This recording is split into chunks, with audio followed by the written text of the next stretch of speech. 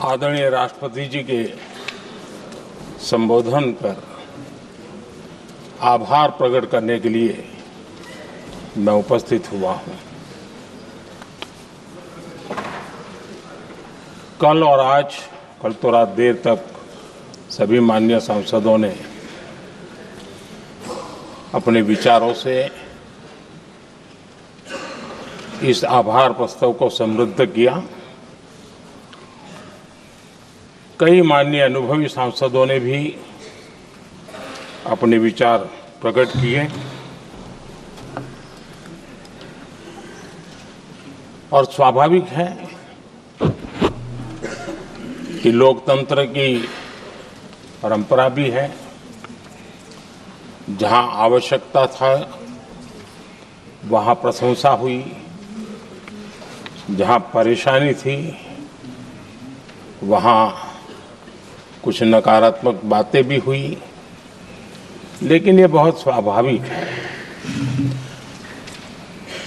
अध्यक्ष जी, मेरे लिए बहुत बड़ा सौभाग्य है कि देश की जनता ने मुझे 14वीं बार इस जगह पर बैठ करके राष्ट्रपति जी के उद्बोधन को आभार व्यक्त करने के लिए अवसर दिया है और इसलिए मैं आज जनता जनार्दन का भी बड़े आदर के साथ आभार व्यक्त करना चाहता हूं और सदन में चर्चा में जिन जिन लोगों ने हिस्सा लिया, चर्चा को समृद्ध किया, उन सब का भी मैं आभार व्यक्त करता हूं। आदरणीय सभापति जी, हम 2025 में हैं। एक प्रकार से 21वीं सदी का 25% हिस्सा बीत चुका है।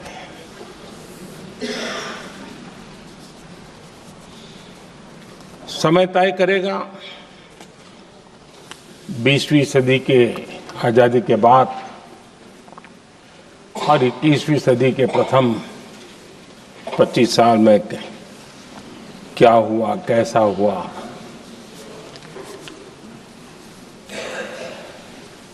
लेकिन इस राष्ट्रपति जी के संबोधन में अगर हम बारीकी इसको अध्ययन करेंगे तो ये साफ नजर आता है कि उन्होंने देश के सामने भविष्य के 25 वर्ष और विकसित भारत के लिए एक नया विश्वास जगाने वाली बात,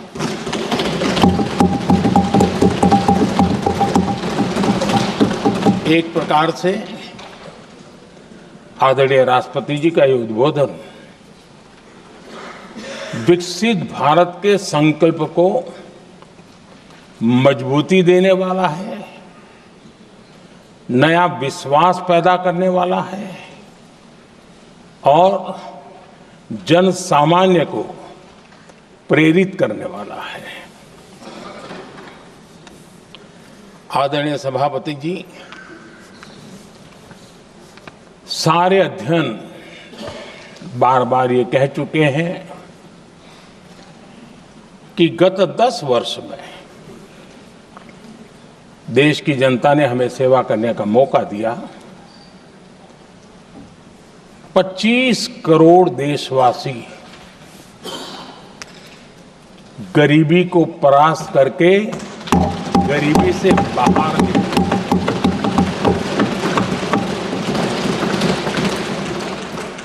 आदरणीय सभापति जी, 5 दशक तक गरीबी हटाओ के नारे सुने हो और अब 25 करोड़ गरीब गरीबी को परास्त करके बाहर निकले, ऐसे ही नहीं हो।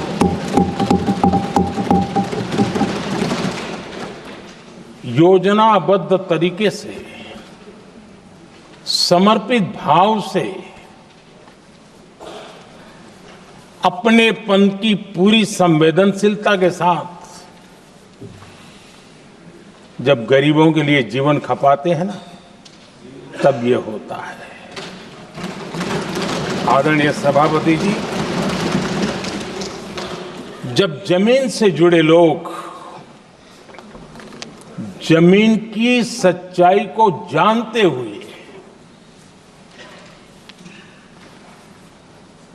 जमीन पर जीवन खपाते हैं, तब जमीन पर बदलाव निश्चित होके रहता है।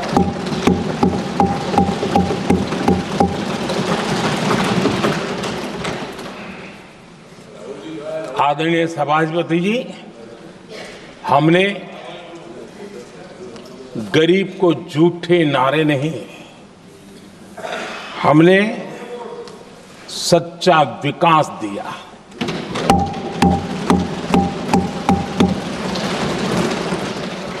गरीब का दुख, सामान्य मानवी की तकलीफ, मिडिल क्लास के सपने ऐसे ही नहीं समझे जाते हैं। आदरणीय सभापति जी, इसके लिए एक जज्बा चाहिए।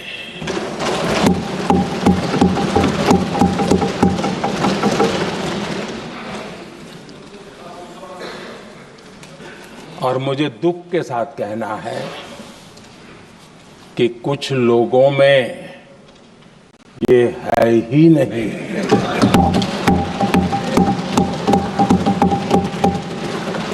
आदरणीय सभापति जी, बारिश के दिनों में कच्ची छत, फुसकी, प्लास्टिक की चादर वाली छत, उससे नीचे जीवन गुजारना कितना मुश्किल होता है। पल पल सपने रौंद दिए जाते हैं, ऐसे पल होते हैं, ये हर कोई नहीं समझ सकता। आदरणीय सभापति जी, अब तक गरीबों को 4 करोड़ घर मिले हैं।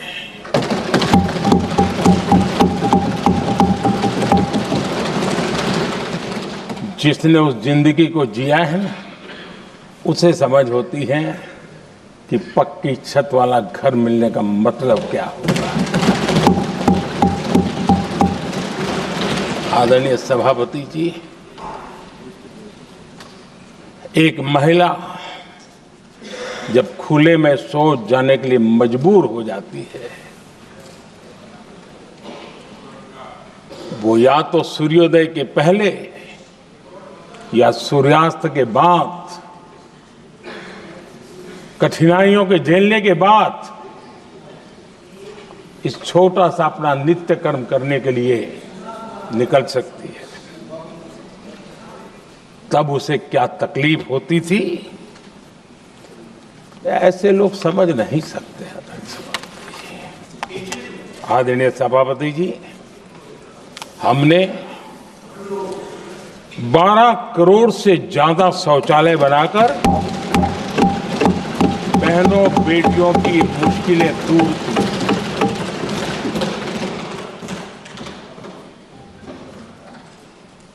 आदरणीय सभापति जी, आजकल मीडिया में ज्यादा ही चर्चा हो रही है, सोशल मीडिया में और अधिक हो रही है। कुछ नेताओं का फोकस घरों में जकूजी पर, स्टाइलिश शावर्स पर, लेकिन हमारा फोकस तो हर घर जल पहुंचाने पर है।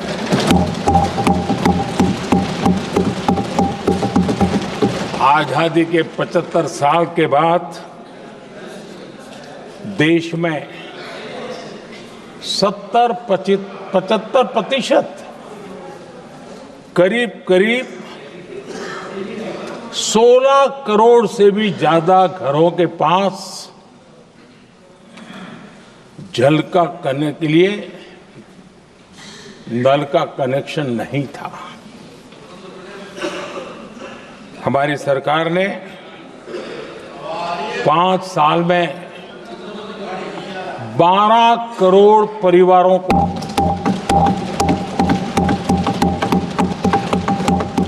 घरों में नल से जल देने का काम किया है और काम तेजी से आगे भी बढ़ रहा है। आदरणीय सभापति जी, हमने गरीबों के लिए इतना काम किया और इसके कारण आदरणीय राष्ट्रपति जी ने अपने अभिभाषण में इसका विस्तार से वर्णन किया है। जो लोग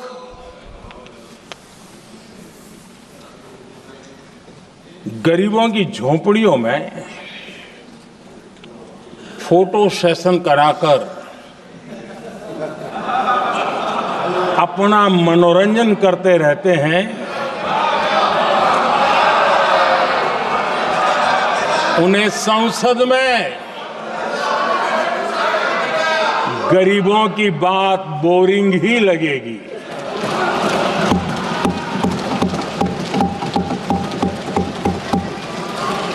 आदरणीय सभापति जी, मैं उनका गुस्सा समझ सकता हूं।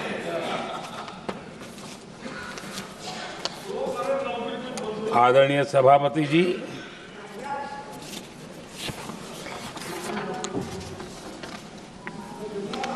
समस्या की पहचान करना एक बात है, लेकिन अगर जिम्मेवारी है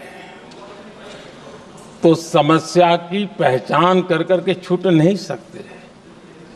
उसके समाधान के लिए समर्पित भाव से प्रयास करना होता है। हमने देखा है और पिछले 10 साल के हमारे काम को देखा होगा और राष्ट्रपति जी के अभिभाषण में भी देखा होगा। हमारा प्रयास समस्या की समाधान का रहता है और हम समर्पित भाव से प्रयास करते हैं। आदरणीय सभापति जी, हमारे देश में एक प्रधानमंत्री हुआ करते थे।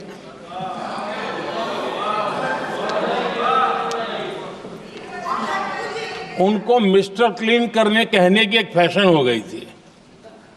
उस प्रधानमंत्री जी को मिस्टर क्लीन कहने की फैशन हो गई थी।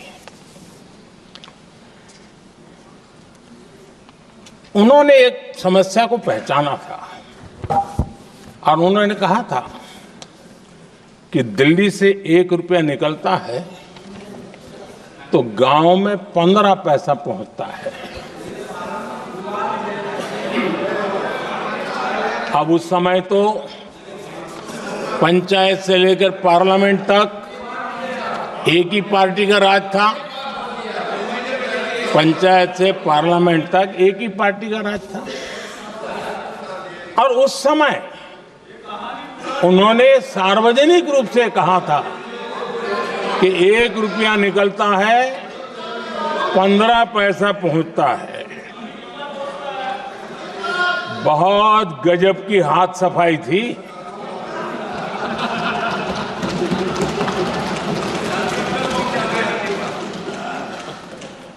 पंद्रह पैसा किसके पास जाता था, ये देश का सामान्य मानवी भी आसानी से समझ सकता है।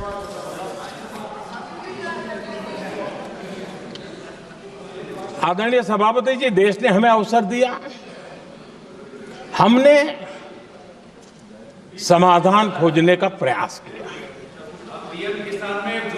हमारा मॉडल है बचत भी विकास भी। जनता का पैसा जनता के लिए। हमने जनधन, आधार, मोबाइल की जेम ट्रिनिटी बनाई और डीबीटी से डायरेक्ट बेनिफिट ट्रांसफर ये देना शुरू किया। आदरणीय सभापति जी, हमारे कार्यकाल में हमने 40 लाख करोड़ रुपया सीधा जनता जनार्दन के खाते में जमा किया। आदरणीय सभापति जी, इस देश का दुर्भाग्य देखिए, सरकारें कैसी चलाई गई, किसके लिए चलाई गई। माननीय सदस्य, मैं सबसे आपसे आग्रह कर रहा हूं, आप सदन की गरिमा बनाए रखें। बैठे बैठे कोई माननीय सदस्य टिप्पणी नहीं करे, उचित नहीं है, ये गलत तरीका है आपका। ये सदन की मर्यादा नहीं है आपकी। आप प्रोटेक्ट करना चाहते हो उनको इस तरीके से, गलत तरीका, ये गलत तरीका है। आप बैठे बैठे टिप्पणी करना चाहते हैं।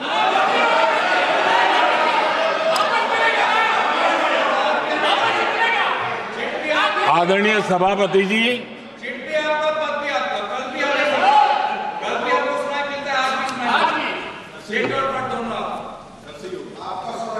जब ज्यादा बुखार चढ़ जाता है तब लोग कुछ भी बोलते हैं, लेकिन इसके साथ साथ ज्यादा हताशा निराशा फैल जाती है तब भी बहुत कुछ बोलते हैं। आदरणीय सभापति जी, जिनका जन्म नहीं हुआ था,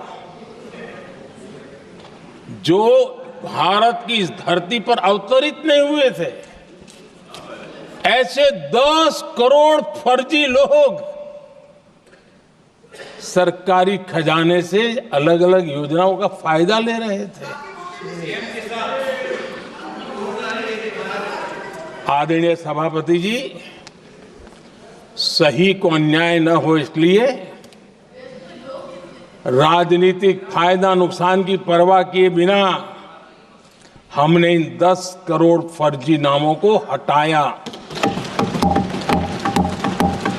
और असली लाभार्थियों को खोज करके उन तक मदद पहुंचाने का अभियान चलाया।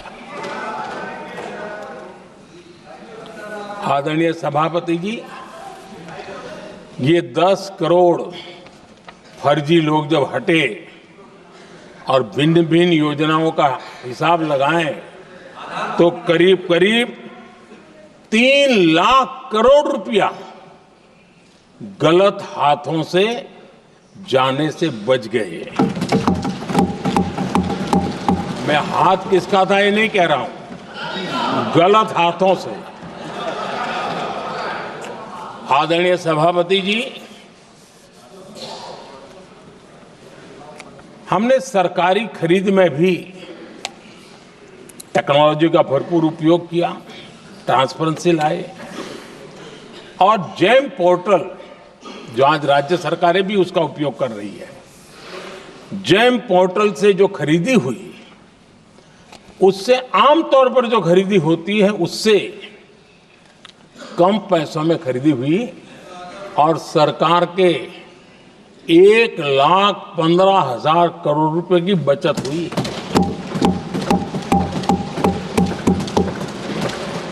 आदरणीय सभापति जी, हमारी स्वच्छता अभियान का बहुत मजाक उड़ाया गया, ऐसा जैसे हमने कोई पाप कर दिया, कोई गलती कर दी, न जाने क्या क्या कहा जाता था। लेकिन आज मुझे संतोष से कहना है कि इन सफाई के कारण हाल के वर्षों में सिर्फ सरकारी दफ्तरों से जो कबाड़ बेचा गया ना, उसमें 2300 करोड़ रुपया सरकार को मिले हैं। महात्मा गांधी ट्रस्टीशिप के सिद्धांत की बात करते थे। वो कहते थे कि हम ट्रस्टी हैं, ये संपत्ति जनता जनार्दन की है और इसलिए हम पाई पाई को एक ट्रस्टीशिप के सिद्धांत के आधार पर बचाने की और सही जगह पे उपयोग करने का प्रयास करते हैं। और तब जाकर के स्वच्छता अभियान से कबाड़ बेचकर 2300 करोड़ रुपया देश की सरकार के खजाने में आ रहा है।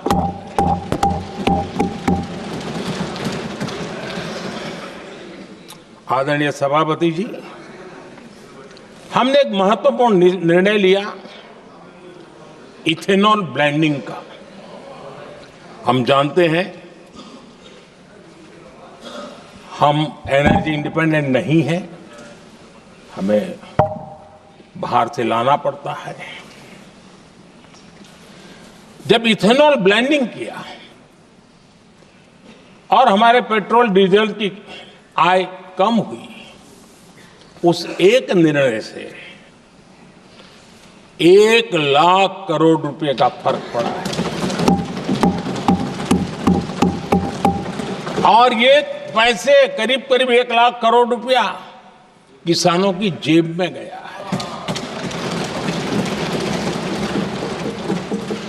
आदरणीय सभापति जी,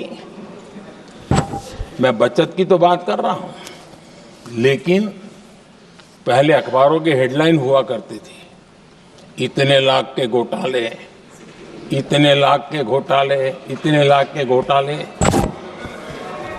10 साल हो गए, ये घोटाले न कर करके, घोटाले न होने से भी देश के लाखों करोड़ रुपए बचे हैं जो जनता जनार्दन की सेवा में लगे हैं। आदरणीय सभापति जी, हमने ये जो अलग अलग कदम उठाए, उससे लाखों करोड़ रुपए की बचत हुई, लेकिन उन पैसों का उपयोग हमने शीश महल बनाने के लिए नहीं किया।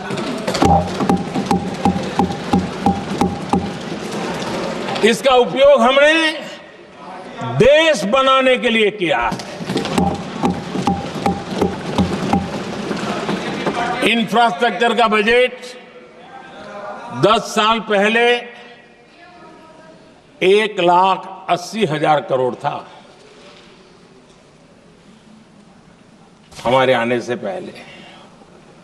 आदरणीय सभापति जी, आज 11 लाख करोड़ रुपया इंफ्रास्ट्रक्चर का बजट, और इसलिए राष्ट्रपति जी ने भारत की नींव कैसी मजबूत हो रही है, इसका वर्णन इसमें किया है। रोड हो, हाईवे हो, रेलवे हो, ग्राम सड़क हो, इन सभी कामों के लिए विकास की एक मजबूत नींव रखी गई है। आदरणीय सभापति जी, सरकारी खजाने में बचत हुई वो तो एक बात है, और वो करना भी चाहिए, जैसा मैंने ट्रस्टीशिप की बात कही, लेकिन हमने इस बात पर भी ध्यान रखा है कि जन सामान्य के उनको भी बचत का लाभ मिलना चाहिए। योजनाएं ऐसी हो ताकि जनता को भी बचत हो। और आपने देखा होगा, आयुष्मान भारत योजना बीमारी के कारण सामान्य मानवी को जो खर्च होता था, अब तक जिन लोगों ने इसका बेनिफिट लिया है, उसी के हिसाब से मैं कहता हूं कि करीब करीब देशवासियों का आयुष्मान योजना का बेनिफिट लेते के कारण जो खर्चा उनको अपने जेब से करना पड़ता, वैसे 1,20,000 करोड़ रुपया जनता जनार्दन के बचे हैं।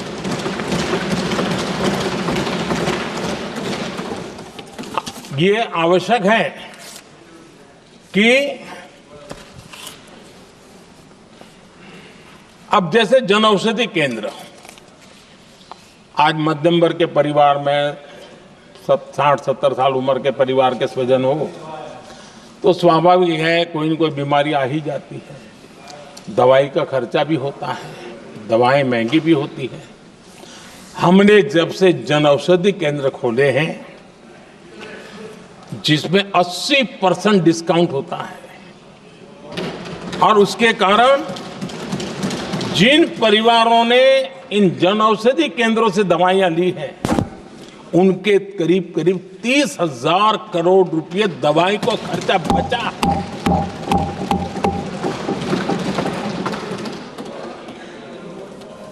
आदरणीय अध्यक्ष जी, यूनिसेफ का भी अनुमान है, उनका कहना है कि जिसके घर में स्वच्छता और टॉयलेट बना, उन्होंने इसका बड़ा सर्वे किया था, उस परिवार को करीब करीब साल भर में 70,000 रुपए की बचत हुई है। स्वच्छता अभियान कहो, टॉयलेट बनाने का काम कहो, शुद्ध जल पहुंचाने का काम करो, कितना बड़ा फायदा हमारे सामान्य परिवार को हो रहा है।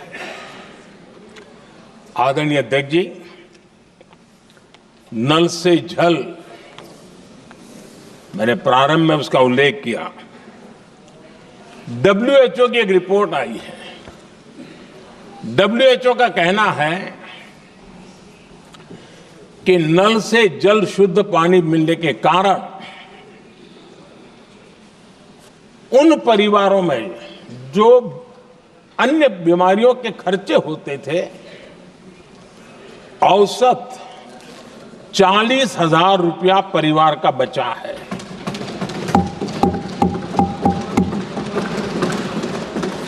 मैं ज्यादा गिन नहीं रहा हूं, लेकिन ऐसी अनेक योजना है जिन योजनाओं ने सामान्य मानवीय के खर्च में बचत की है। आदरणीय सभापति जी, करोड़ों देशवासियों को मुफ्त अनाज, उसके भी उस परिवार के हजारों रुपये बचते हैं। PM सूर्यघर मुफ्त बिजली योजना, जहां जहां ये योजना लागू हुई, इन परिवारों को औसतन साल भर के 25 से 30,000 रुपये बिजली की बचत हो, पैसों में बचत हो रही है, खर्च में बचत हो रही है। और अगर ज्यादा बिजली है तो बेच करके कमाई कर रहा है वो अलग, यानी सामान्य मानवीय की बचत भी। हमने LED बल्ब का एक अभियान चलाया था। आपको मालूम है कि हमारे आने से पहले LED बल्ब 400 रुपये में बिकते थे। हमने इतना अभियान चलाया, उसकी कीमत 40 रुपये हो गई। और LED बल्ब के कारण बिजली की भी बचत हुई और उजाला भी ज्यादा मिला, और उसमें देशवासियों के करीब 20,000 करोड़ रुपए बचे हैं। आदरणीय सभापति जी, जिन किसानों ने सॉइल हेल्थ कार्ड का वैज्ञानिक तरीके से उपयोग किया है, उनको बहुत फायदा हुआ है, और ऐसे किसानों को प्रति एकड़ 30,000 रुपये की बचत हुई है। आदरणीय अध्यक्ष जी, बीते 10 साल में इनकम टैक्स को कम करके भी हमने मिडिल क्लास की बचत को बढ़ाने का काम किया है। आदरणीय अध्यक्ष जी, 2014 के पहले ऐसे बम गोले फेंके गए, बंदूक की ऐसी गोलियां चलाई गई कि देशवासियों का जीवन छलनी कर दिया गया था। हमने धीरे धीरे उन गांवों को भरते भरते आगे बढ़े। 2 लाख करोड़ रुपया 2 लाख रुपया 2013-14 में 2 लाख रुपये, सिर्फ 2 लाख रुपये उस पर इनकम टैक्स माफी थी। और आज 12 लाख रुपये संपूर्ण रूप से इनकम टैक्स से मुक्ति। और हमने बीच के कालखंड में भी 14 में भी, 17 में भी, 19 में भी, 23 में भी हम लगातार ये करते आए, घाव भरते गए। और आज बैंडेज बाकी था, वो भी कर लिया। स्टैंडर्ड डिडक्शन, उसके अगर 75,000 जोड़ दें तो 1 अप्रैल के बाद देश में जो सैलरीड क्लास हैं उनके 13.25 लाख रुपए पर तक कोई इनकम टैक्स नहीं देना पड़ेगा।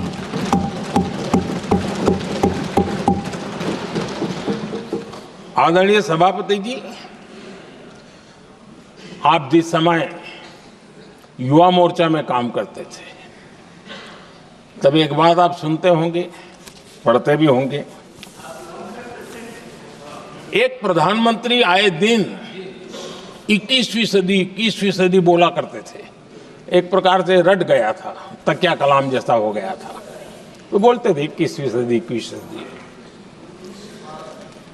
जब इतनी बार बोला जाता था तो उस समय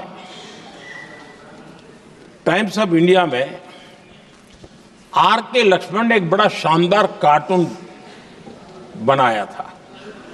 वो कार्टून बड़ा इंटरेस्टिंग था। उस कार्टून में एक हवाई जहाज है, एक पायलट है। अब उन्होंने पायलट क्यों पसंद किया वो तो मुझे मालूम नहीं। कुछ पैसेंजर बैठे थे और हवाई जहाज एक ठेले पे रखा हुआ था और मजदूर ठेले को धक्का मार रहे थे और 21वीं सदी लिखा हुआ था।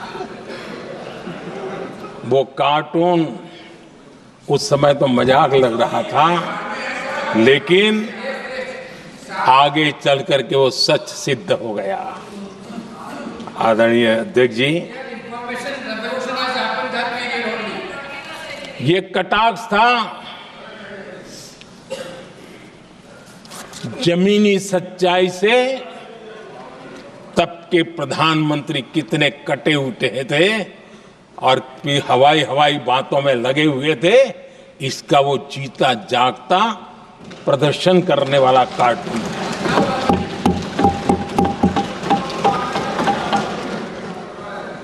आदरणीय अध्यक्ष जी, जिन्होंने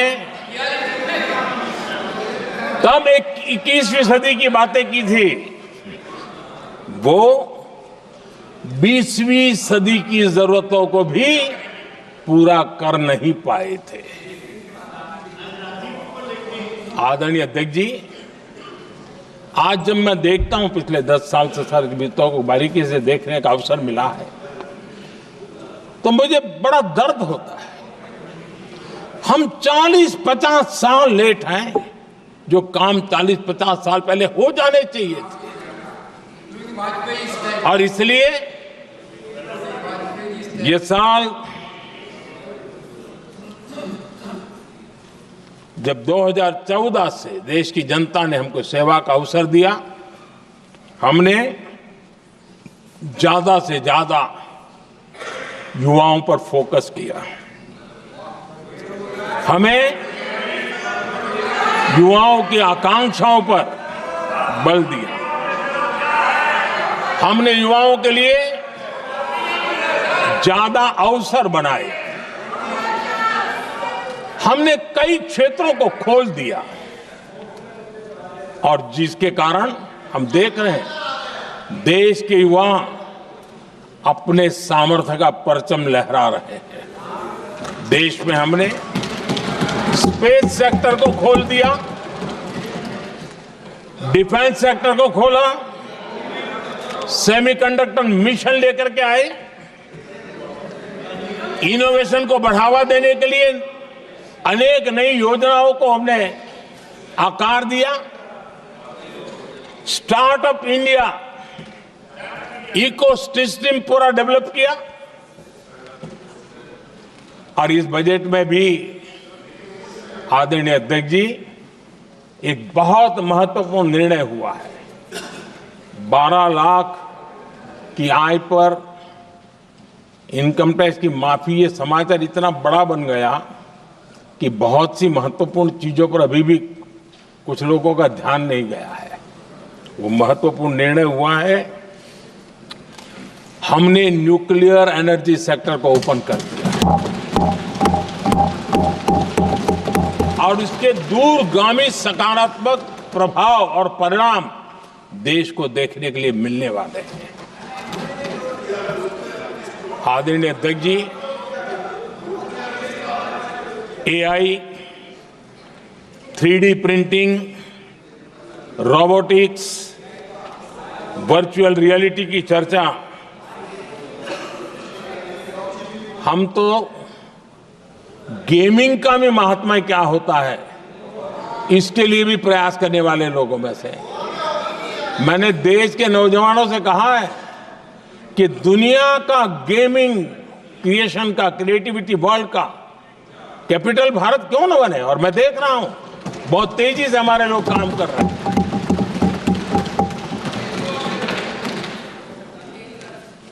कुछ लोगों को अब जब एआई की बात होती है, कुछ लोगों को अब ये शब्द फैशन में है तो बोला जाता है, लेकिन मेरे लिए सिंगल एआई नहीं है, डबल एआई। भारत की डबल ताकत है। एक एआई आर्टिफिशियल इंटेलिजेंस, दूसरा एआई एस्पिरेशनल इंडिया।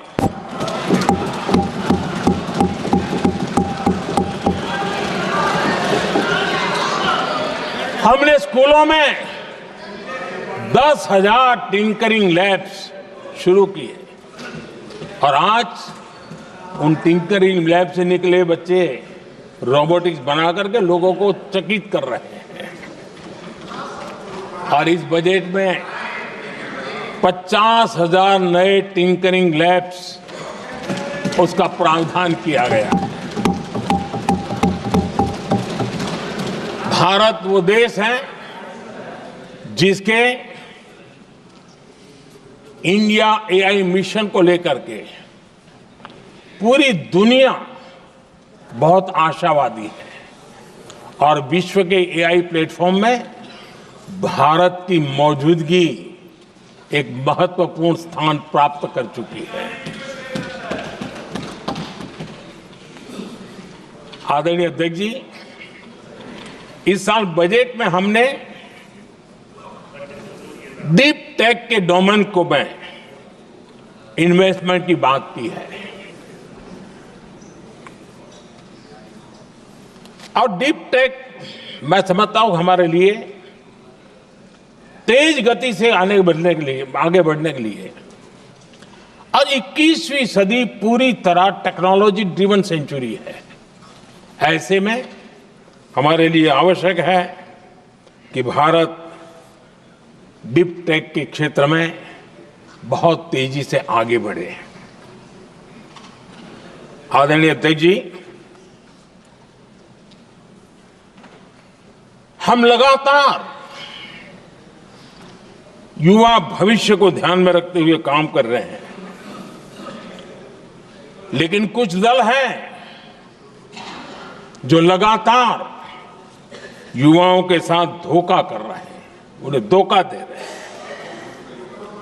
ये दल चुनाव के दरमियान ये भत्ता देंगे, वो भत्ता देंगे, वादा तो करते हैं लेकिन पूरा नहीं करते हैं। ये दल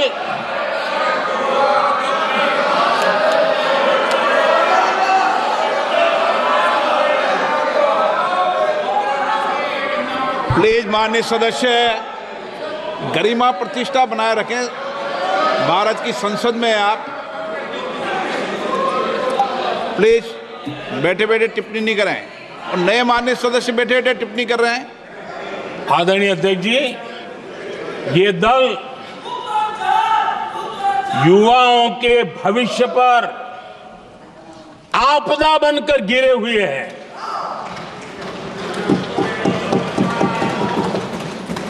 आदरणीय अध्यक्ष जी, हम कैसे काम करते हैं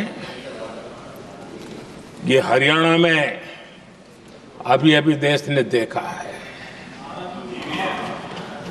बिना खर्ची, बिना पर्ची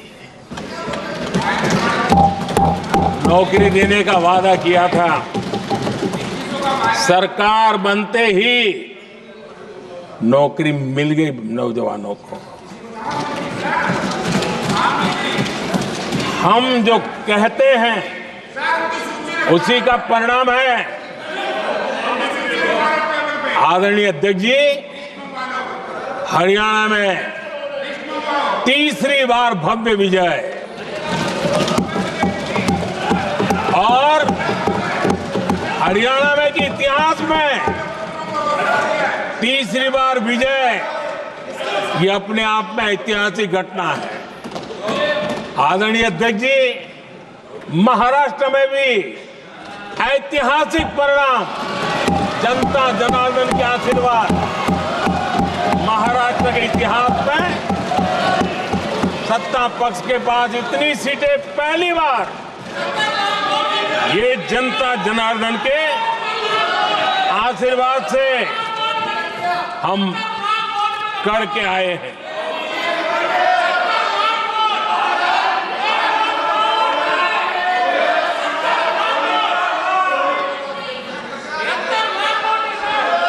कुछ समझते आदरणीय अध्यक्ष जी, कल जवाब दिया था ना आपको। चलिए। आदरणीय राष्ट्रपति जी ने अपने अभिभाषण में हमारे संविधान के 75 वर्ष होने पर भी विस्तार से चर्चा की है। आदरणीय अध्यक्ष जी, संविधान में जो धाराएं हैं उसके साथ साथ संविधान का एक स्पिरिट भी है, और संविधान को मजबूती देने के लिए संविधान की भावना को जीना पड़ता है। और मैं आज उदाहरणों के साथ बताना चाहता हूं, हम वो लोग हैं जो संविधान को जीते हैं।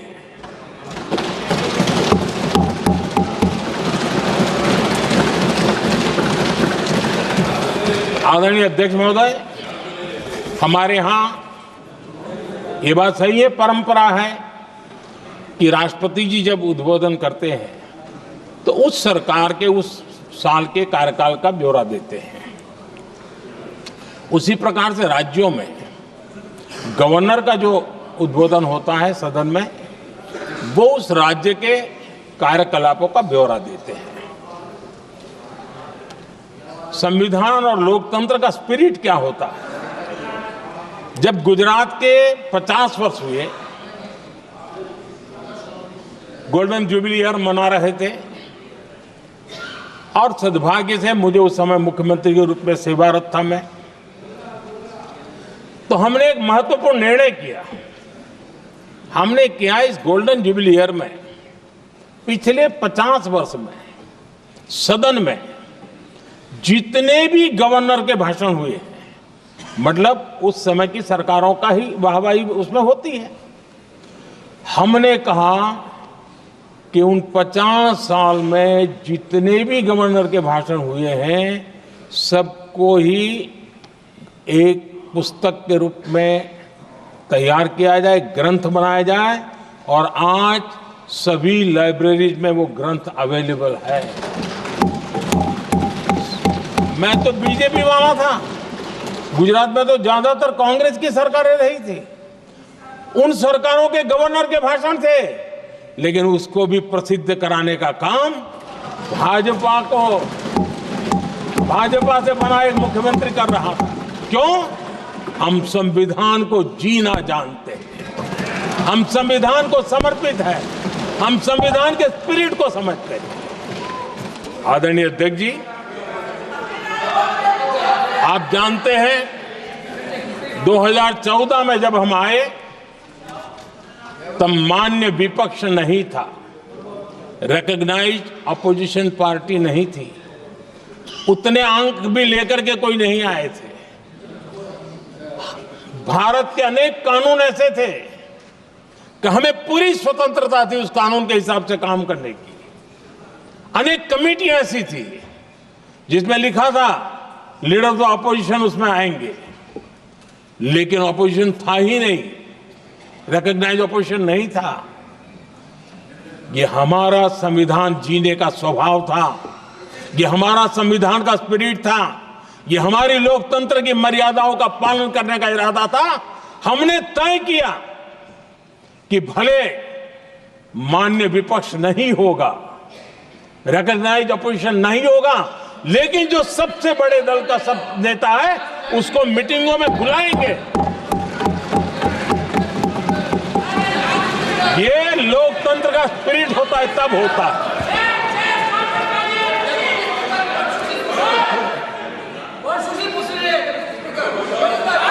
चुनाव आयोग की कमेटियां, आदरणीय अध्यक्ष जी, पहले तो प्रधानमंत्री फाइल करके निकालते थे। ये हम हैं जिसने अपोजिशन के लीडर को भी उस कमेटी में बिठाया है।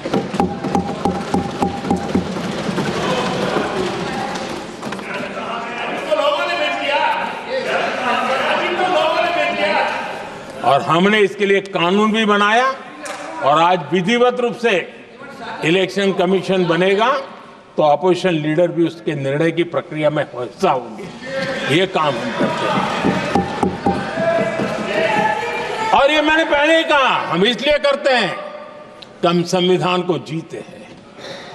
आदरणीय अध्यक्ष जी, दिल्ली में आपको कई स्थान ऐसे मिलेंगे जहां कुछ परिवारों ने अपने म्यूजियम बना करके रखे हुए हैं।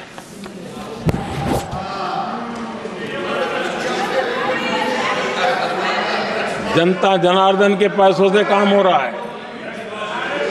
लोकतंत्र का स्पिरिट क्या होता है, संविधान को जीना किसको कहते हैं। हमने पीएम म्यूजियम बनाया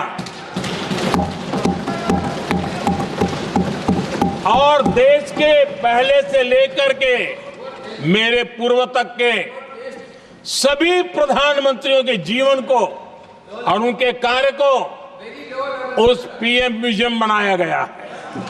और मैं तो चाहूंगा कि पीएम म्यूजियम में जो जो महापुरुष हैं उनके परिवारजनों ने समय निकाल करके उस म्यूजियम को देखना चाहिए और उसमें कुछ जोड़ने के लगता है तो सरकार का ध्यान आकर्षित करना चाहिए ताकि वो म्यूजियम समृद्ध हो और देश के बालकों को प्रेरणा। ये होता है संविधान की भावना।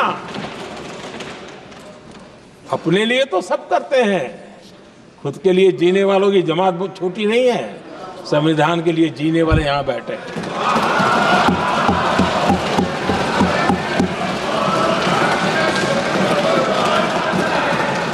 आदरणीय अध्यक्ष जी, जब सत्ता सेवा बन जाए तो राष्ट्र निर्माण होता है। जब सत्ता को विरासत बना दिया जाए तब लोकतंत्र खत्म हो जाता है।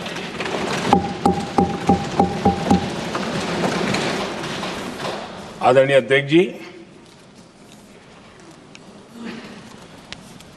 हम संविधान की भावना को लेकर के चलते हैं, हम जहर की राजनीति नहीं करते हैं।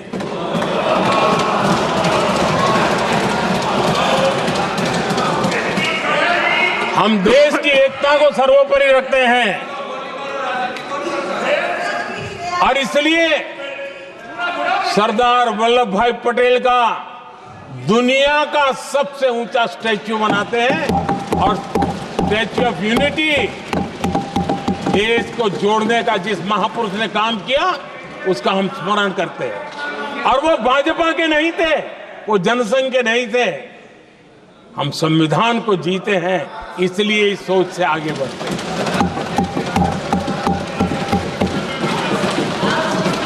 आदरणीय अध्यक्ष जी, ये देश का दुर्भाग्य है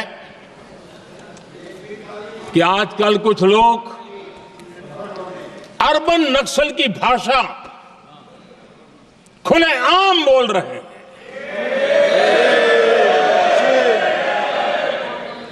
और अर्बन नक्सल जिन बातों को बोलते हैं, इंडियन स्टेट के सामने मोर्चा लेना, ये अर्बन नक्सल की भाषा बोलने वाले, इंडियन स्टेट के खिलाफ लड़ाई की घोषणा करने वाले न संविधान को समझ सकते हैं, न देश की एकता को समझ सकते हैं।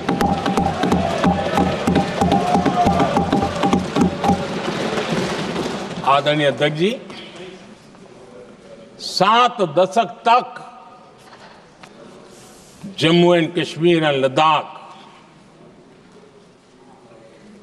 उसे संविधान के अधिकारों से वंचित रखा गया।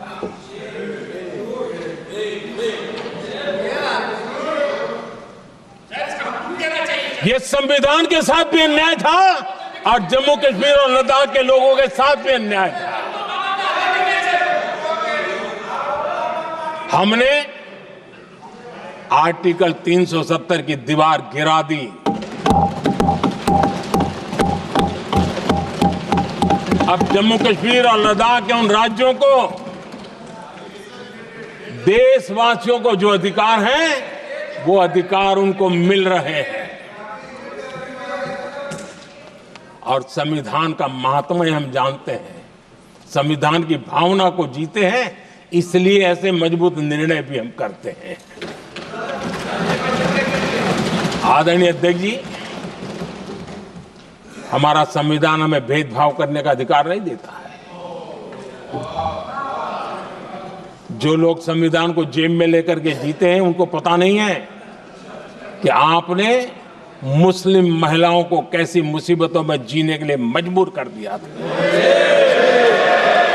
हमने ट्रिपल तलाक का खात्मा कर करके संविधान की भावना के अनुरूप मुस्लिम बेटियों को हक देने का काम किया है, समानता का अधिकार दिया है।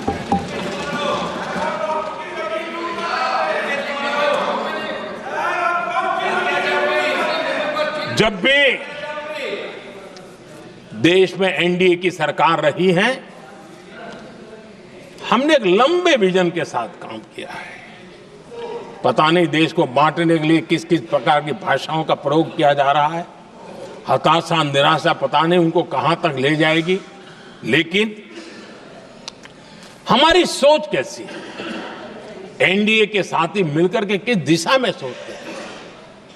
हमारे लिए जो पीछे है, जो आखिरी है, और महात्मा गांधी जी ने जो कहा था, उसकी तरफ हमारा ध्यान ज्यादा है। और उसी का परिणाम है कि अगर हम मंत्रालयों की रचना करते हैं, तो भी मंत्रालय कौन सा बनाते हैं? पूर्वोत्तर के लिए अलग मंत्रालय बनाते हैं।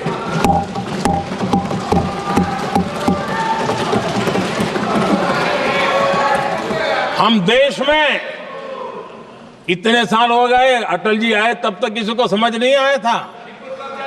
भाषण तो देते रहते हैं। आदिवासियों के लिए अलग मंत्रालय एनडीए ने बनाया।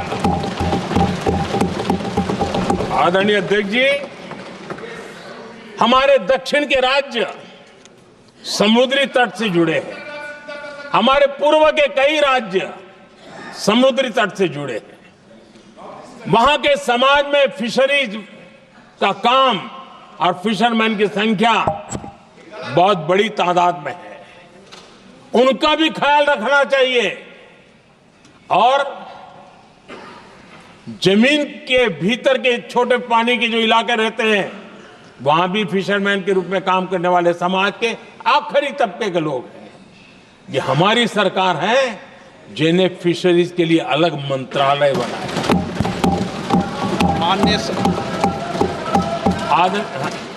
माननीय सदस्यों, अगर सभा की सहमति हो तो सभा की कार्रवाई इस विषय की समाप्ति तक बढ़ा दी जाए।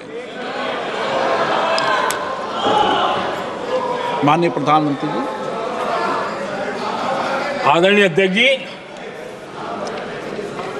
समाज के दबे कुचले वंचित लोग, इनके अंदर एक सामर्थ्य होता है। अगर स्किल डेवलपमेंट पर बल दिया जाए तो उनके लिए नए अवसर बन सकते हैं, उनकी आशा आकांक्षा अनुरूप जिंदगी बना सकते हैं। और इसलिए हमने अलग स्किल मंत्रालय बनाया। आदरणीय अध्यक्ष जी,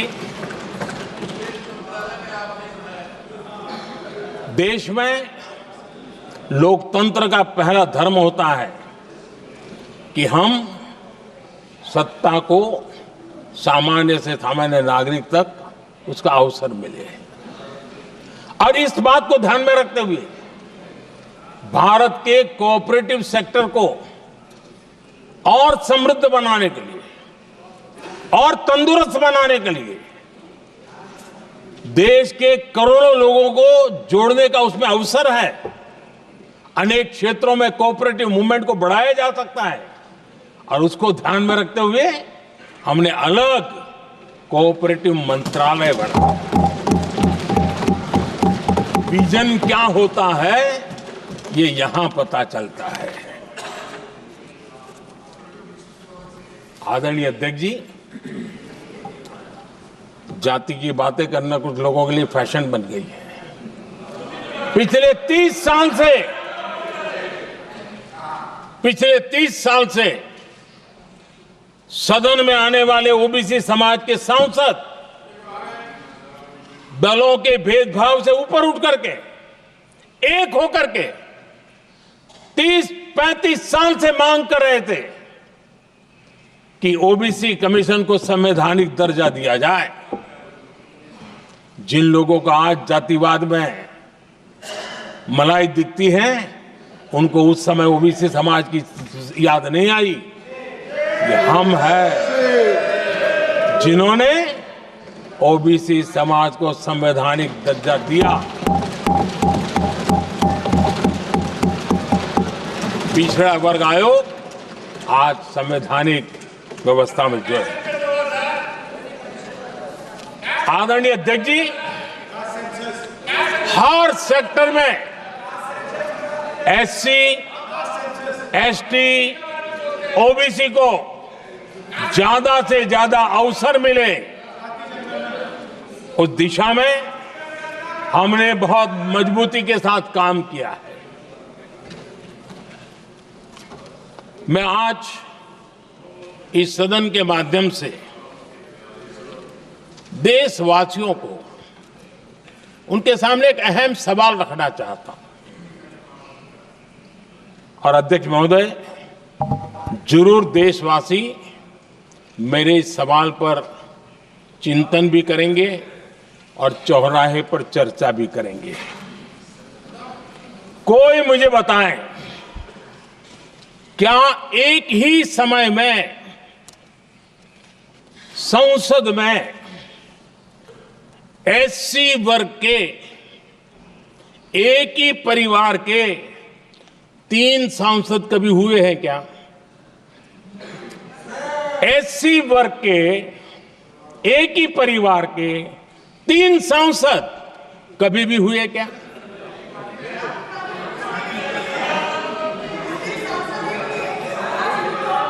मैं दूसरा सवाल पूछता हूं, कोई मुझे बताए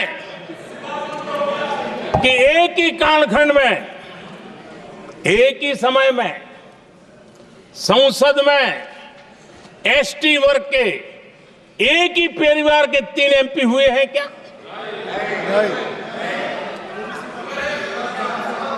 आदरणीय अध्यक्ष जी, कुछ लोगों की वाणी और व्यवहार में कितना फर्क होता है, मेरे एक सवाल के जवाब में मिलता है।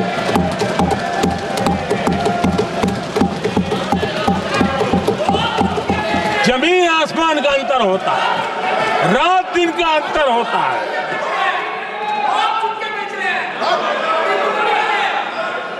आदरणीय अध्यक्ष जी, हम SC ST समाज को कैसे सशक्त कर रहे हैं?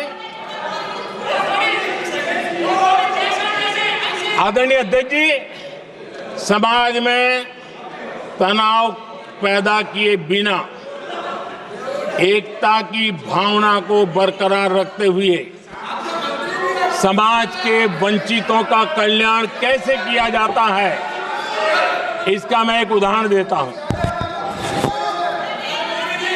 2014 में 2014 से पहले हमारे देश में मेडिकल कॉलेजों की संख्या 387 थी। 2014 के पहले मेडिकल कॉलेज की संख्या 387 थी। आज 780 मेडिकल कॉलेज हैं।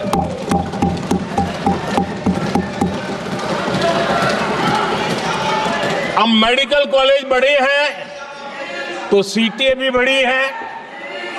ये बहुत महत्वपूर्ण एंगल है आदरणीय अध्यक्ष जी, और इसलिए कॉलेजें बड़ी हैं, सीटें भी बड़ी हैं।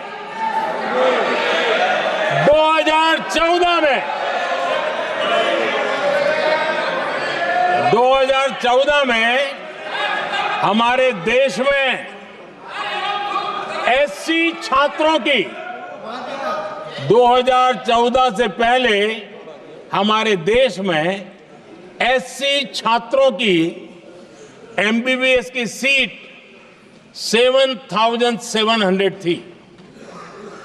हमारे आने से पहले दलित समाज के हमारे 7,700 युवा डॉक्टर बनने की संभावना थी। 10 साल हमने काम किया, आज संख्या बढ़कर SC समाज के 17,000 MBBS डॉक्टर की व्यवस्था की है। कहां 7,700 कहां 17,000?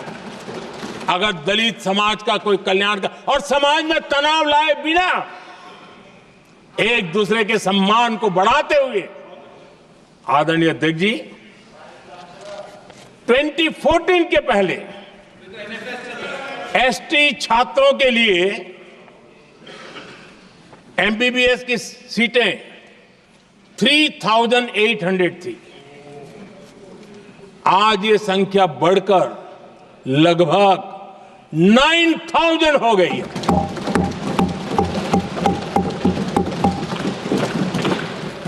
(2014) के पहले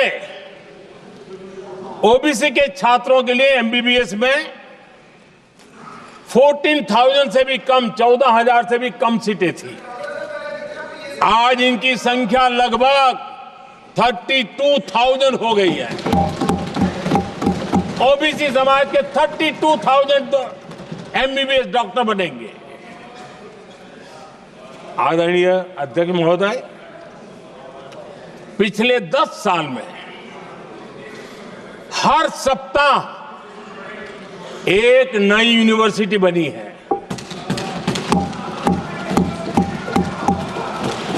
हर दिन एक नई ITI बनी है।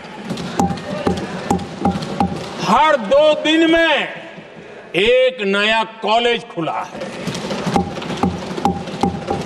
सोचिए, SC, ST, OBC हमारे युवा युवतियों के लिए कितने वृद्धि हुई है, इसका आप अंदाज लगा सकते हैं। आदरणीय अध्यक्ष जी, हम हर योजना के पीछे लगे हैं 100% सिचुएशन, 100% उसको लागू करें। उसके जो भी लाभार्थी हैं वो उसमें छूट न जाए, उस दिशा में हम काम कर रहे हैं। पहले ताकि हम चाहते हैं कि जिसका हक है उसको मिलना चाहिए। अगर योजना है, उसका हक है तो उस तक पहुंचना चाहिए। 1 रुपया और 15 पैसा वाला खेल नहीं चल सकता। लेकिन कुछ लोगों ने क्या किया, मॉडल ही ऐसा बनाया कि कुछ ही लोगों को दो, औरों को तड़पाओ और तुष्टीकरण की राजनीति करो। देश विकसित भारत बनाने के लिए तुष्टीकरण से मुक्ति पानी होगी। हमने रास्ता चुना है संतुष्टीकरण, तुष्टीकरण नहीं, संतुष्टीकरण। और उस रास्ते पर हम चले हैं। हर समाज, हर वर्ग के लोगों को बिना भेदभाव के जो उसके हक का है वो उसको मिलना चाहिए। ये है संतुष्टीकरण। और मेरे हिसाब से जब मैं 100% सैचुरेशन की बात करता हूं तो उसका मतलब होता है एक असल में सामाजिक न्याय है, ये असल में सेकुलरिज्म है और असल में ये संविधान का सम्मान है। आदरणीय अध्यक्ष जी, संविधान की भावना है सबको बेहतर स्वास्थ्य मिले, और आज कैंसर डे भी है। देश भर में और दुनिया भर में आज हेल्थ को लेकर के काफी चर्चा भी हो रही है। लेकिन कुछ लोग हैं जो गरीब को, बुजुर्गों को आरोग्य की सेवाएं देने मिले उसमें अड़ंगे डाल रहे हैं, और वो भी अपने राजनीतिक स्वार्थ के कारण। आज आयुष्मान से देश के 30,000 अस्पताल जुड़े हैं और अच्छे स्पेशलाइज्ड प्राइवेट अस्पताल जुड़े हैं जहां आयुष्मान कार्ड वाले को मुफ्त इलाज मिलता है। लेकिन कुछ राजनीतिक दलों ने अपने संकुचित मानस के कारण, कुनीतियों के कारण गरीबों के लिए इन अस्पतालों के दरवाजे बंद करके रखे हुए हैं, और इसका नुकसान कैंसर के मरीजों को उठाना पड़ा है। पिछले दिनों पब्लिक हेल्थ जर्नल लैंसेट की स्टडी आई है। उसका कहना है कि आयुष्मान योजना से समय पर कैंसर का इलाज शुरू हो रहा है। सरकार कैंसर की जांच कराने के संबंध में बहुत ही गंभीर है, क्योंकि जितना जल्दी जांच हो, जितना जल्दी ट्रीटमेंट शुरू हो, हम कैंसर पेशेंट को बचा सकते हैं। और लैंसेट ने आयुष्मान योजना को क्रेडिट देते हुए कहा है कि भारत में इस दिशा में बहुत बड़ा काम हुआ है। आदरणीय अध्यक्ष जी, इस बजट में भी हमने कैंसर की दवाइयों को सस्ते करने की दिशा में बहुत बड़ा महत्वपूर्ण कदम उठाया। इतना ही नहीं, एक महत्वपूर्ण जो निर्णय लिया है वो आने वाले दिनों में, और जब आज कैंसर डे है तो मैं जरूर कहना चाहूंगा सभी माननीय सांसद इसका लाभ ले सकते हैं अपने इलाके के ऐसे मरीजों के लिए। और वो है मरीजों को, आप जानते हैं अस्पताल उतने नहीं होने के कारण भी काफी दिक्कत रहती है बाहर से आने वाले पेशेंट को। 200 डे केयर सेंटर बनाने का निर्णय इस बजट में किया गया। ये डे केयर सेंटर पेशेंट को भी, उसके परिवार को भी बहुत बड़ी राहत देने वाला काम करेगा। आदरणीय अध्यक्ष महोदय जी, राष्ट्रपति जी के भाषण की चर्चा के समय यहां विदेश नीति की भी चर्चा हुई और कुछ लोगों को लगता है जब तक फॉरेन पॉलिसी नहीं बोलते तब तक वो मैच्योर नहीं लगते, इसलिए उनको लगता है फॉरेन पॉलिसी तो बोलना चाहिए फिर भले ही देश का नुकसान हो जाए। मैं ऐसे लोगों को जरा कहना चाहता हूं, अगर उन्हें सच में फॉरेन पॉलिसी सब्जेक्ट में रुचि है और फॉरेन पॉलिसी को समझना है और आगे जाकर के कुछ करना भी है, ये मैं शशि जी के लिए नहीं कह रहा हूं तो मैं ऐसे लोगों को कहूंगा एक किताब जरूर पढ़ें। हो सकता है उनको बहुत फिर कहाँ क्या बोलना उतनी समझ हो जाएगी। वो किताब का नाम है JFK's forgotten crisis. JF Kennedy की बात है। JFK's फॉरगॉटन क्राइसिस नाम की किताब है। ये किताब एक प्रसिद्ध फॉरेन पॉलिसी स्कॉलर ने लिखी है और इसमें महत्वपूर्ण घटनाओं का जिक्र है। इस किताब में भारत के पहले प्रधानमंत्री और वो विदेश नीति को भी नेतृत्व करते थे। इस किताब में पंडित नेहरू और अमेरिका के तब के राष्ट्रपति जॉन एफ कैनेडी के बीच हुई चर्चाओं और निर्णयों का भी विस्तार से वर्णन है। जब देश ढेर सारी चुनौतियों का सामना कर रहा था, तब विदेश नीति के नाम पर क्या खेल हो रहा था, उस किताब के माध्यम से सामने आ रहा है। और इसलिए मैं कहूंगा कि जरा ये किताब पढ़िए। आदरणीय अध्यक्ष जी, गोरा है, गोरा है, गोरा है, अब मत बोलो।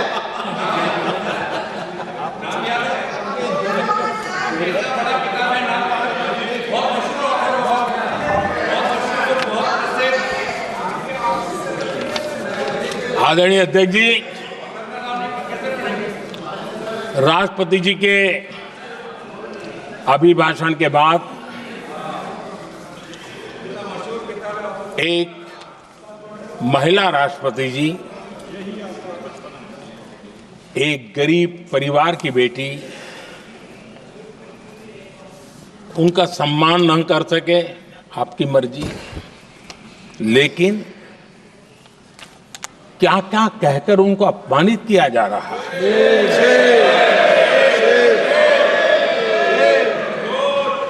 मैं राजनीति हताशा निराशा समझ सकता हूं, लेकिन एक राष्ट्रपति के खिलाफ क्या कारण है, क्या कारण है?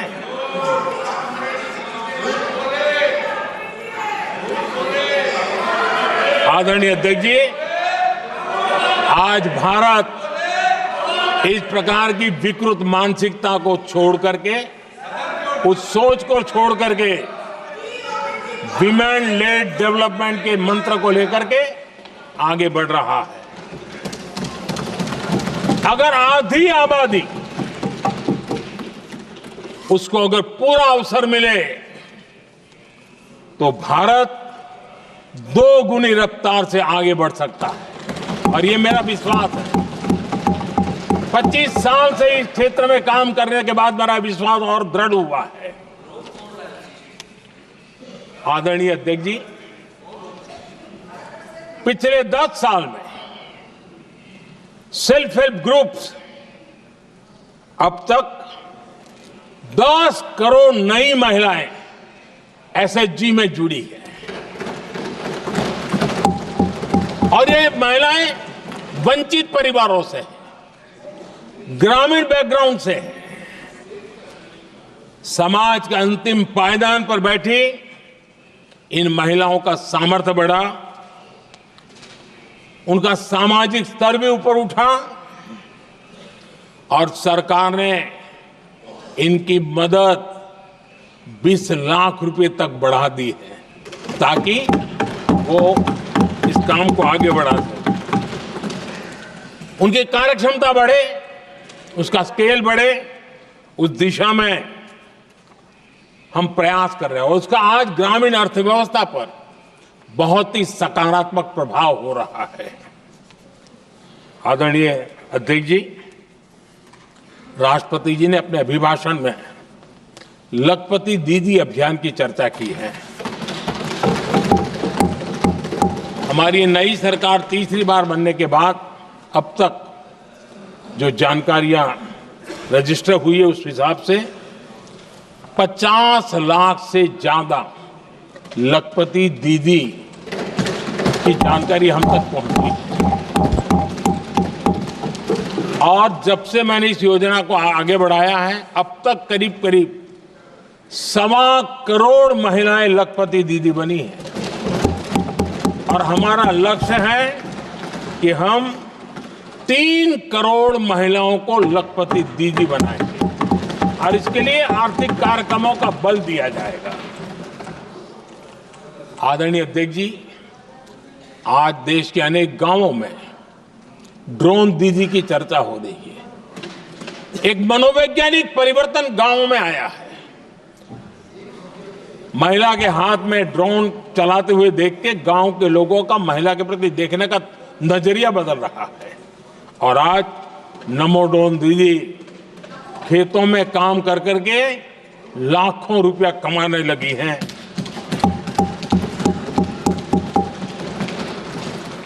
मुद्रा योजना भी नारी शक्ति के लिए उसके सशक्तिकरण की बहुत बड़ी भूमिका अदा कर रहा है।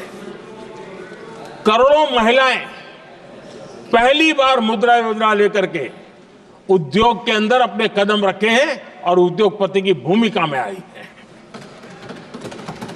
आदरणीय अध्यक्ष जी, 4 करोड़ परिवारों को जो घर दिए उसमें से करीब करीब 75% मकान ऐसे हैं जिसके मालिकाना हक महिलाओं को मिला है। आदरणीय अध्यक्ष जी, ये बदलाव 21वीं सदी के सशक्त भारत की नींव रख रहा है। आदरणीय अध्यक्ष जी, विकसित भारत का लक्ष्य ग्रामीण अर्थव्यवस्था उसको सशक्त बिना किए बिना हम विकसित भारत का निर्माण नहीं कर सकते और इसलिए रूरल इकोनॉमी के हर क्षेत्र को हमने स्पर्श करने का प्रयास किया है और हम जानते हैं रूरल इकोनॉमी में खेती किसानी का बहुत महत्व रहता है। विकसित भारत के 4 स्तंभों में हमारा किसान एक मजबूत स्तंभ है। बीते दशक में खेती के बजट में 10 गुना वृद्धि की गई है, 10 टाइम। 2014 के बाद की बात मैं बताता हूं और ये बहुत बड़ा जंप है। आदरणीय अध्यक्ष जी, आज जो लोग यहां किसान की बातें करते हैं, 2014 से पहले यूरिया मांगने पर लाठी पड़ती थी, रात रात कतारों में खड़ा रहना पड़ता था और वो जमाना था जब खाद किसानों के नाम पर निकलती थी लेकिन खेत में नहीं पहुंचती थी, कहीं और ही काले बाजारी में, और 1 रुपया 15 पैसा वाला हाथ की सफाई का खेल चलता था। आज किसान को पर्याप्त खाद मिल रही है।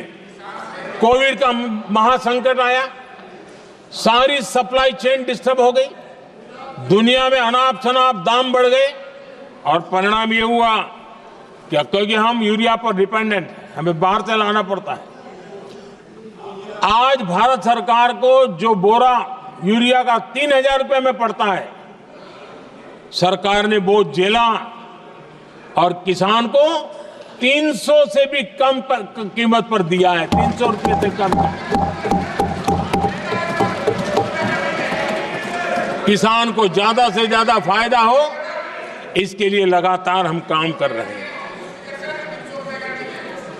आदरणीय अध्यक्ष जी, किसानों को सस्ती खाद मिले, इस एक काम के लिए पिछले 10 साल में 12 लाख करोड़ रुपया खर्च किया गया है।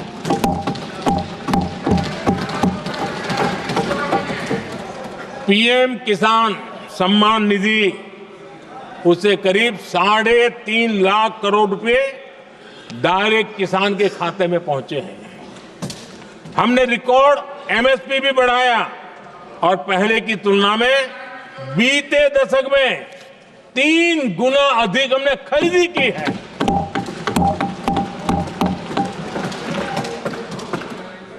किसान को ऋण मिले, आसान ऋण मिले, सस्ता ऋण मिले, उसमें भी 3 गुना वृद्धि की गई है।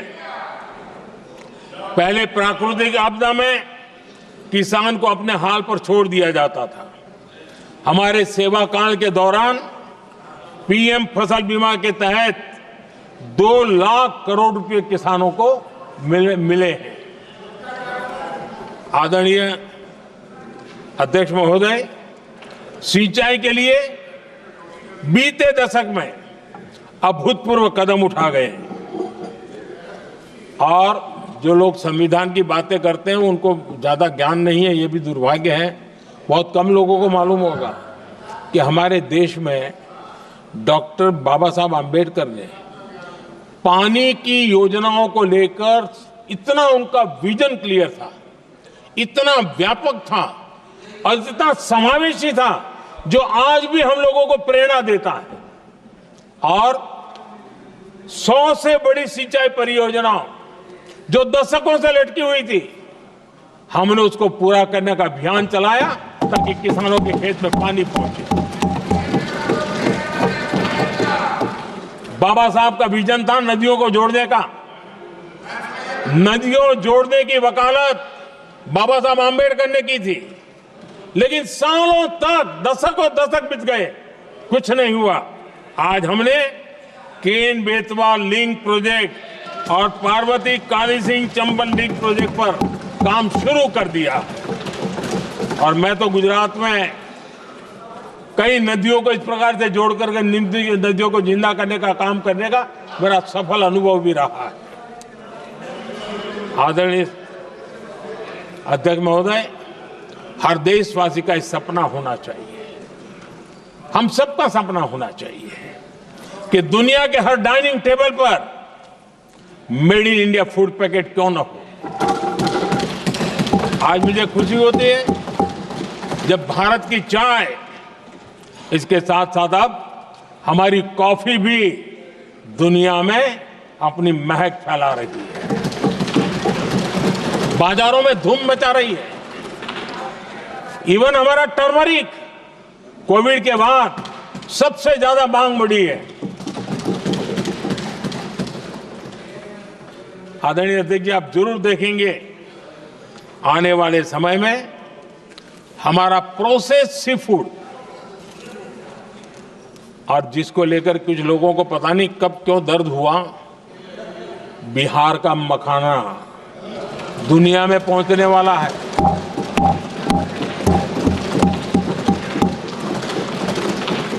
हमारा मोटा अनाज यानी श्री अन्न, ये भी दुनिया के बाजारों में भारत की शान बढ़ाएगा।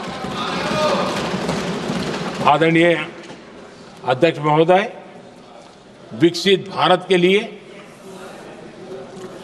फ्यूचर रेडी शहर वो भी बहुत जरूरी है। हमारा देश बहुत तेजी से अर्बनाइजेशन की ओर बढ़ रहा है और इसे चुनौती और संकट नहीं मानना चाहिए, इसे अवसर मानना चाहिए और हमने उस दिशा में काम आगे करना चाहिए। इंफ्रास्ट्रक्चर का विस्तार अवसरों का प्रसार होता है। जहां कनेक्टिविटी बढ़ती है वहां संभावनाएं भी बढ़ती हैं। दिल्ली यूपी को जोड़ने वाली पहली नमो रेल उसका लोकार्पण था और मुझे भी उसमें यात्रा करने का अवसर मिला। ऐसी कनेक्टिविटी, ऐसा इंफ्रास्ट्रक्चर भारत के सभी प्रमुख शहरों को पहुंचे, ये हमारी आने वाले दिनों की जरूरत है और हमारी दिशा है। आदरणीय अध्यक्ष जी, 10 साल में दिल्ली का नेटवर्क डबल हुआ और आज टियर 2, टियर 3 सिटी में भी मेट्रो नेटवर्क पहुंच रहा है। आज हम सभी गर्व कर सकते हैं, आज भारत का मेट्रो नेटवर्क 1000 किलोमीटर पार कर गया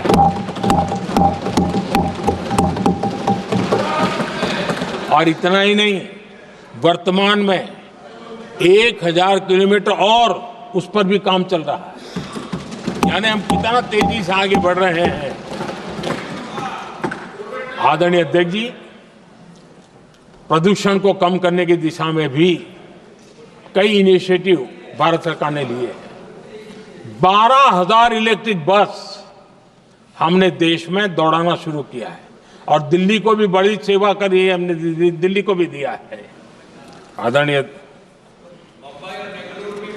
आदरणीय अध्यक्ष जी, हमारे देश में एक नया अर्थव्यवस्था हमेशा समय समय पर उसका विस्तार होता रहता है। आज बड़े शहरों में गिग इकोनॉमी एक महत्वपूर्ण एरिया डेवलप हो रहा है। लाखों युवा इसमें जुड़ रहे हैं। हमने इस बजट में कहा है कि ई श्रम पोर्टल पर ऐसे गिग वर्कर अपनी रजिस्ट्री करवाएं और वेरिफिकेशन के बाद उनको इस न्यू एज सर्विस इकोनॉमी है उसको हम किस प्रकार से सहायता कर सकें और उनको एक आईडी कार्ड मिले ई श्रम पोर्टल पे आने के बाद। और हमने कहा है कि इन गिग वर्कर्स को आयुष्मान योजना का भी लाभ दिया जाएगा ताकि गिग वर्कर को एक सही दिशा में जाने की सुविधा मिलेगी। और एक अनुमान है कि आज देश में करीब करीब 1 करोड़ गिग वर्कर है और उस दिशा में भी हम काम कर रहे हैं। आदरणीय अध्यक्ष महोदय, एमएसएमई सेक्टर बहुत बड़ी मात्रा में जॉब के अवसर लेकर आता है और ये ऐसा क्षेत्र है कि जिसमें रोजगार की अपार संभावनाएं हैं। ये छोटे उद्योग आत्मनिर्भर भारत के प्रतीक है। देश की अर्थव्यवस्था में हमारा एमएसएमई सेक्टर बहुत बड़ा योगदान दे रहा है। हमारी नीति साफ है, एमएसएमईज को सरलता, सहूलियत और संबल, एक ऐसा क्षेत्र है जिसमें रोजगार की संभावना है। और इस बार हमने मिशन मैन्युफैक्चरिंग उस पर बल दिया है और एक मिशन मोड में हम मैन्युफैक्चरिंग सेक्टर मतलब कि एमएसएमईज को बल देना और एमएसएमईज के माध्यम से अनेक नौजवानों को रोजगार देना और स्किल डेवलपमेंट से रोजगार के लिए नौजवानों को तैयार करना, ऐसे पूरी इकोसिस्टम को हम बल देते हुए आगे बढ़ रहे हैं। एमएसएमई सेक्टर में सुधार के लिए कई पहलुओं पर हमने काम शुरू किया है। एमएसएमई के लिए क्राइटेरिया 2006 में बनाया गया था, उसे अपडेट नहीं किया गया। पिछले 10 वर्षों में इस क्राइटेरिया में हमने 2 बार अपग्रेडेशन करने का प्रयास किया और इस बार एक बहुत बड़ा जंप लगाया है। पहली बार 2020 में, दूसरी बार इस बजट में हमने एमएसएमईज को आगे बढ़ाने का प्रयास किया है। हर तरफ उनको आर्थिक सहायता दी जा रही है। एमएसएमईज के सामने चुनौती फॉर्मल फाइनेंशियल रिसोर्सेज की कमी की रही है। कोविड के संकट के काल में एमएसएमईज को एक विशेष बल दिया गया। हमने खिलौना उद्योग उसको एक विशेष बल दिया। हमने कपड़ा उद्योग को विशेष बल दिया, उनको कैश फ्लो की कमी नहीं होने दी और बिना किसी गारंटी को लोन दिया। हजारों उद्योगों में लाखों नौकरियों की संभावनाएं बनी और नौकरियां सुरक्षित भी हुई। छोटे उद्योग, उनके लिए customise credit card, credit guarantee coverage, उस दिशा में हमने कदम उठाए जिसके कारण वो अपने ईज ऑफ डूइंग बिजनेस को भी बढ़ावा मिले और वो गैर जरूरी नियमों को कम करने का कारण उनका एडमिनिस्ट्रेटिव बोझ जो रहता था, एक आध व्यक्ति को उनको काम पर पैसा देना पड़ता था, वो भी बंद कर दिया गया।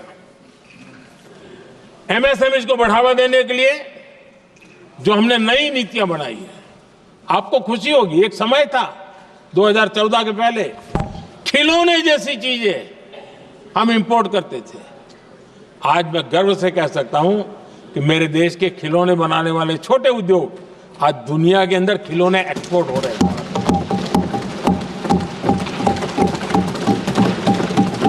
और आयात में बहुत बड़ी गिरावट आई है। निर्यात में करीब 239% वृद्धि हुई है। एमएसएमई के जरिए संचालित ऐसे कई सेक्टर्स हैं जो दुनिया भर में अपनी पहचान बना रहे हैं। मेड इन इंडिया कपड़े, इलेक्ट्रॉनिक्स, इलेक्ट्रिकल गुड्स के सामान आज दूसरे देशों के जीवन का हिस्सा बन रहा है। आदरणीय अध्यक्ष जी, विकसित भारत के सपने को पूरा करने के लिए देश आगे बढ़ रहा है और बड़े आत्मविश्वास के साथ आगे बढ़ रहा है। विकसित भारत का सपना ये कोई सरकारी सपना नहीं होता है, वो 140 करोड़ देशवासियों का सपना है और इस सपने को हम सब ने जितनी ऊर्जा दे सकते हैं देने का प्रयास करना है। और दुनिया में उदाहरण है, 20-25 साल के कालखंड में दुनिया के कई देश विकसित बनकर के दिखाया है, तो भारत के पास तो सामर्थ्य अपार है। हमारे पास डेमोग्राफी है, डेमोक्रेसी है, डिमांड है, हम क्यों नहीं कर सकते? इस विश्वास के साथ हमें आगे बढ़ना है और हम भी 2047 जब देश आजाद होगा, तब आजादी के 100 साल होंगे जब, तब हम विकसित भारत बन के रहेंगे। ये सपने लेकर के चलना चाहिए। और आदरणीय अध्यक्ष जी, मैं विश्वास से कहता हूं हमें और बड़े लक्ष्य पार करने और हम करके रहेंगे। और माननीय अध्यक्ष जी, ये तो अभी हमारी तीसरी ही टर्म है।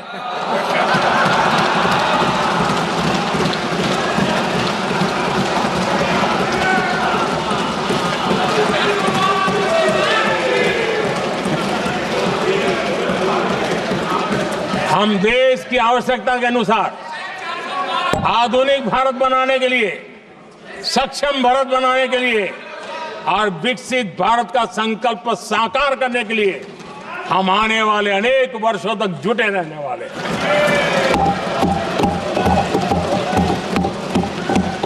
आदरणीय अध्यक्ष जी, मैं सभी दलों से आग्रह करता हूं,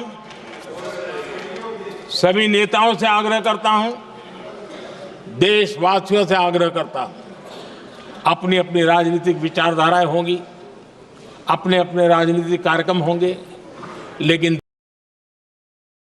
देश से बड़ा कुछ नहीं हो सकता है।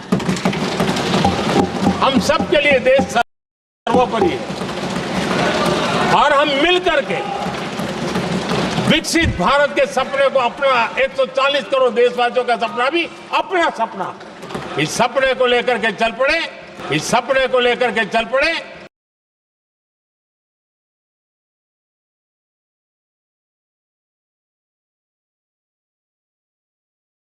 विकसित भारत के सपने के लिए पूरा करने के लिए काम कर रहा था। आदरणीय अध्यक्ष जी, मैं राष्ट्रपति जी के अभिभाषण पर अपना धन्यवाद व्यक्त करते हुए आपका भी आभार व्यक्त करता हूं, सदन का भी आभार व्यक्त करता हूं। धन्यवाद। धन्यवाद प्रस्ताव पर श्री अमरा राम जी, प्रोफेसर शौकत राय जी, श्री NK प्रेमचंद्र जी, सुधाकर सिंह जी, श्री लालजी वर्मा, विशाल दादा, प्रकाश बाबू पाटिल एवं टी सुमिति ने अनेक संशोधन प्रस्तुत किए गए हैं। अब मैं सभी संशोधनों को एक साथ सभा में मतदान के लिए रखता हूं। प्रश्न है कि माननीय सदस्यों द्वारा प्रस्तुत सभी संशोधनों को स्वीकृत किया जाए। जो सदस्य पक्ष में हाँ कहें, जो विरोध में ना कहें, मेरे विचार में निर्णय ना वालों के पक्ष में, ना वालों के पक्ष में संशोधन अस्वीकृत हुआ। अब मैं राष्ट्रपति के अभिभाषण पर धन्यवाद प्रस्ताव को सभा में मतदान के लिए रखता हूं। प्रश्न है कि महामहिम राष्ट्रपति जी की सेवा में निम्नलिखित शब्दों में एक समावेदन प्रस्तुत किया जाए कि सत्र में समवेत लोकसभा के सदस्य राष्ट्रपति जी के उस अभिभाषण को जो उन्होंने 31 अगस्त 2025 को एक साथ समवेत संसद की दोनों सभाओं के समक्ष देने की कृपा की है, उनके लिए हम अत्यंत आभारी हैं। जो सदस्य इसके पक्ष में हाँ कहें, जो विरोध में ना कहें, मेरे विचार में निर्णय हाँ वालों के पक्ष में, निर्णय हाँ वालों के पक्ष में प्रस्ताव स्वीकृत हुआ। सभा की कार्रवाई गुरुवार दिनांक 6 फरवरी 2025 को 11 बजे तक के लिए स्थगित की जाती है।